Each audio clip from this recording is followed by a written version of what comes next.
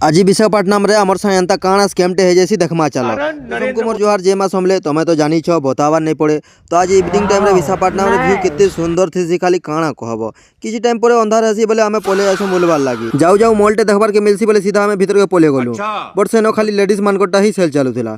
तो आमे भाबलु 2 number floor रे किछि हमर लाई मिली पारे। तो आमे 2 नंबर फ्लोर के जाउथि गोटे सुंदर ठिया आइथिसन सेनो से सुंदर के यार काଣା हम कंट्रोल करमी डायरेक्ट बोले जासी हकटार किस्टे करी पकासी वाजन पिटले पिटू पछे बोलसी फिर काଣା सेनो किछि भल जिनिसटे मिले नै बेले आमे साइड सनग्लास दुइटा धरि पकासु आ हमके खाना भी नै किना जीवार थिसी बेले आमे जा पले जासु होटल के। तो सेनो आमर सा एंता काଣା स्कैमटे हे जासी चलो मो बतो छे मीन्स केते टंका बोले आमे पचरे पकासु बोले से लोग कहसन हां 100 टंका बोली कहसन तापर पार्सल धरि सारला पर काଣା कहसन 140 टंका।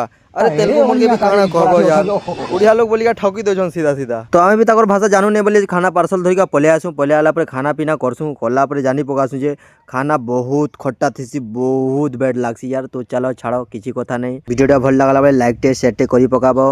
Thank you so much Tata.